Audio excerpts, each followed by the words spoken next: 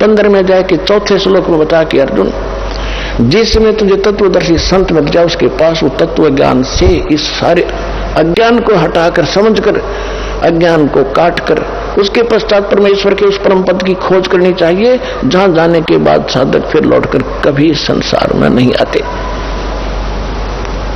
केवल उसकी भक्ति करो। तो वो ज्ञान इन ऋषियों को प्राप्त नहीं हुआ, क्योंकि चौथे अध्याय के 32वें श्लोक में कहा कि अर्जुन, यथार्थ ज्ञान तो परमात्मा इन यज्ञों का यानी धार्मिक अनुष्ठानों का परमात्मा अपने मुख कमल से आकर ही बताता है। आज के सत्संग की प्रारंभ यहां से हुई थी कि परमात्मा स्वयं ही सत्ज्ञान देने को आता है। इस काल ने सबको भरमा रखा है, ये सबको भरमाता है, मिसगाइड करता है।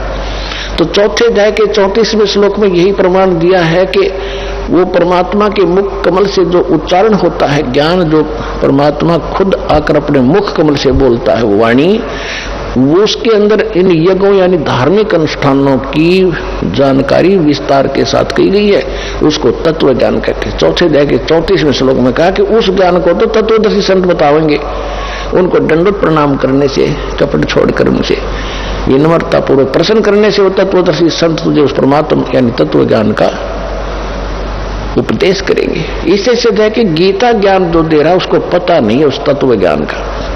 इसी प्रकार यजुर्वेद अध्याय नंबर 40 के मंत्र 10 के अंदर कहा कि कोई तो परमात्मा को संभवात कहता है, यानी जन्म लेता राम और कृष्ण के रूप में, कोई असंभवात कहता है कि वो कभी जन्मता ही नहीं, वो निराकार है।